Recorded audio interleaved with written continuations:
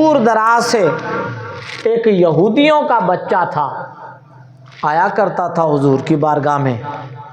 بس اسے حضور سے محبت ہو گئی۔ محبت کوئی مذہب کے پہرے تھوڑے دیکھتی ہے، یہ تو ایک انمول جذبہ ہے، اور یہ جس سے بھی ہو جائے۔ اور میرے حضور کی ذات تو ایسی ذات تھی نا، اپنے بھی حضور سے محبت کرتے تھے، بیگانے بھی حضور سے محبت کرتے تھے، بس ہو گئی اسے محبت۔ اور محدثین کرام لکھتے ہیں 7 میل دور کا فاصلہ تھا اس کے گھر کا مدینے سے، جہاں سے وہ چل کے حضور کی بارگاہ میں آیا کرتا تھا، حضور کی خدمت بھی کرتا تھا۔ محبت ہو جائے نا تو پھر بندہ خدمت بھی کرتا ہے۔ آیا کرتا تھا حضور کی بارگاہ میں، خدمت کیا کرتا تھا۔ کچھ وقت گزرا، کچھ دن گزرے، تو جن لوگوں سے بندہ روز ملتا ہو نا، جن سے کچھ پیار ہو، وہ کچھ وقت نظر نہ آئے تو انسان کو تشویش ضرور ہوتی ہے، اور ہونی چاہیے، ہونی چاہیے۔ یہ میرے مصطفیٰ کریم علیہ الصلوۃ والسلام کی سنت ہے۔ وہ بچہ نظر نہیں آیا تو حضور نے صحابہ سے پوچھا، یار وہ بچہ نظر نہیں آ رہا کافی دنوں سے، وہ کدھر ہے؟ آپ نے پیغام بھیجا، وہاں بندہ بھیجا، بھئی پتہ کرو کدھر ہے۔ پتہ چلا حضور وہ بیمار ہے، اور ذرا سخت بیمار ہے۔ حضور نے صحابہ کو ساتھ لیا، کہا چلو اس کا پتہ کرنے چلتے ہیں۔ صحابہ نے یہ نہیں کہا یا رسول اللہ وہ مسلمانوں کا بچہ تو نہیں ہے، وہ تو یہودیوں کا بچہ ہے۔ محبت کے اپنے تقاضے ہوتے ہیں۔ بھئی اگر کسی کو راہ ہدایت پر لانے کے لیے آپ کو اپنے بنائے ہوئے دائرے سے باہر نکلنا پڑتا ہے، نکل جائیں، یہ میرے مصطفیٰ کی سنت ہے۔ میرے کریم آقا صلی اللہ علیہ وسلم نے صحابہ کو کہا، صحابہ تیار ہو، چلتے ہیں۔ یا رسول اللہ وہ 7 میل دور کا سفر ہے، وہ چلو کو اڑوس پڑوس میں ہو تو پھر بھی کوئی بات بنتی ہے، چلو اپنوں کا ہو تو پھر بھی کوئی بات بنتی ہے، وہ تو اپنوں کا بھی نہیں، وہ تو بیگانوں کا ہے، وہ تو دشمن کا ہے۔ حضور نے فرمایا بیٹا چاہے دشمن کا ہو، بیٹا تو بیٹا ہوتا ہے۔ محبت رشتوں کے پیرے نہیں دیکھتی، محبت تو مذہب کے پیروں سے آزاد ہوتی ہے۔ میرے کریم آقا صلی اللہ علیہ وسلم نے ارشاد فرمایا میں جاؤں گا، صحابہ کو ساتھ لیا، چل پڑے۔ پہنچے وہاں، دروازہ کھٹکھٹایا، پوچھا گیا، اس کے باپ کو پتا تھا کہ میرا بیٹا اللہ کے نبی سے محبت کرتا ہے۔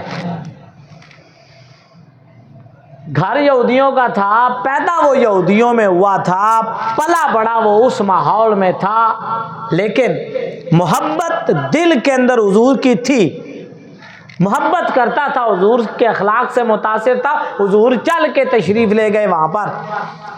میرے کریم آقا صلی اللہ علیہ وسلم جب وہاں پہنچے نا، وہ بستر سے اٹھنے لگا تو حضور نے اشارہ فرمایا تمہاری طبیعت ٹھیک نہیں، تم بیٹھو۔ حضور نے جب اس کو دیکھا نا، غمگین ہوئے۔ یہاں سے ایک بات یہ پتہ چلی کہ اگر آپ کے ساتھ کوئی تعلق والا ہو اور آپ کو پتہ چل جائے کہ بیمار ہے تو سفر کر کے اس کی بیمار پرسی کے لیے چلے جانا، یہ بھی میرے مصطفیٰ کی سنت ہے۔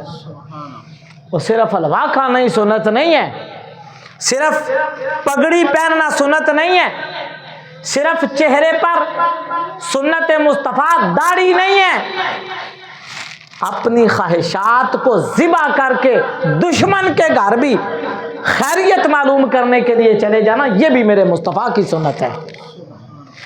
یہ بھی سنت زندہ کر کے دیکھے نا کبھی۔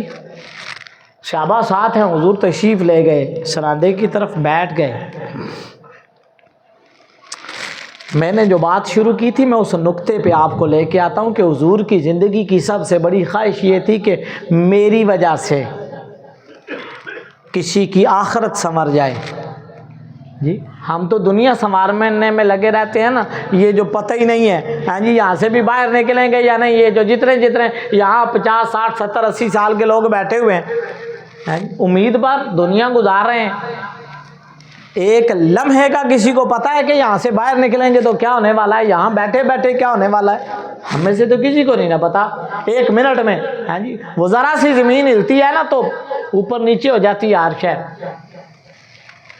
اب آخرت سنوارنے کی خواہش میرے حضور کی اس نقطے پہ پہنچایا.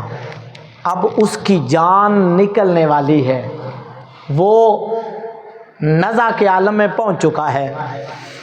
حضور کے دل کی خواہش ہے یہ چند دن میرے ساتھ رہا, اتنے دور سے مجھ سے ملنے آتا تھا, کاش میری صحبت کی وجہ سے اللہ اسے ایمان کی دولت عطا فرما دے.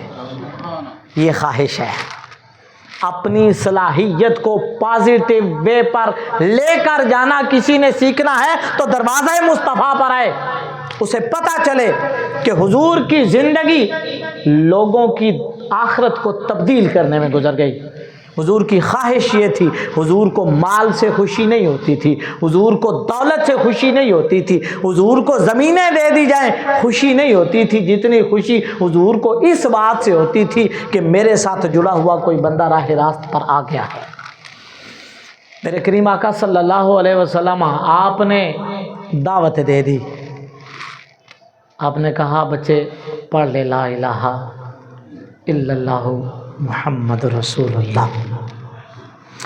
بخاری کی حدیث مبارکہ ہے, حضرت انس بن مالک رضی اللہ تعالیٰ عنہ فرماتے ہیں کہ بچے نے باپ کی طرف دیکھا, بچہ تھا نا, دیکھا باپ کی طرف کہ میرا تو آخری وقت آ گیا اور میں 7 میل دور جایا کرتا تھا اس ہستی سے ملنے کے لیے, آج یہ ہستی چل کے میرے گھر میں آ گئی ہے, میرا آخری وقت ہے.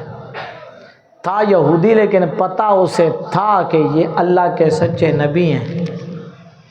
بندہ مانے نہ یہ الگ بات ہے, حق بات کا اللہ پتہ دے دیتا ہے بندے کو. حضور نے جب دعوت دی نا تو التجائی ہوئی نظروں سے اس نے اپنے والد کے چہرے کو دیکھا, گویا اجازت مانگ رہا ہو. یہ جو رشتہ داری کے پیرے ہوتے ہیں نا پاؤں کی بیڑیوں میں, یہ بھی بہت گہرے ہوتے ہیں. باپ کی طرف دیکھا تو باپ بھی بڑا سیانہ تھا, سمجھ گیا کہ یہ محبت کے جذبے ہیں. کائنات کی سب سے محترم ہستی کا قدموں چل کے 7 میل دور صحابہ کے ساتھ میرے گھر میں آ جانا کوئی معمولی بات نہیں ہے.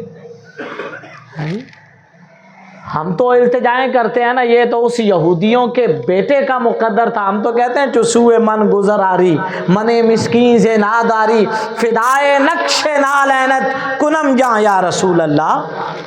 ہم تو یہ کہتے ہیں کہ کدی آؤ غریباں دے محلے یا رسول اللہ. ہم تو دل و جان آپ پر قربان کرنے کے لیے تیار ہیں. یہ یہودیوں کے اس بچے کا مقدر تھا. جب اس نے باپ کی طرف دیکھا تو باپ نے اشارہ کر کے کہا جو کچھ یہ کہتے ہیں وہ کر گزرو. ادھر اس نے کہا لا الہ الا اللہ محمد رسول اللہ, اور ادھر روح کف سے انصری سے پرواز کر گئی.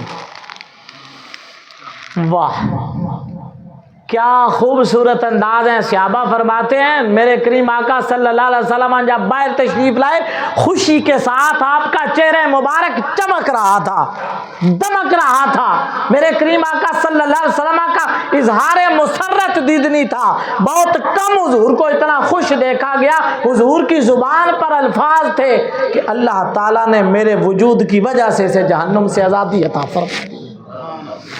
یہ خواہش کہ میرے وجود کی وجہ سے رب کسی کو ہدایت کا راستہ عطا فرما دے, یہ ہے صلاحیت مصطفیٰ.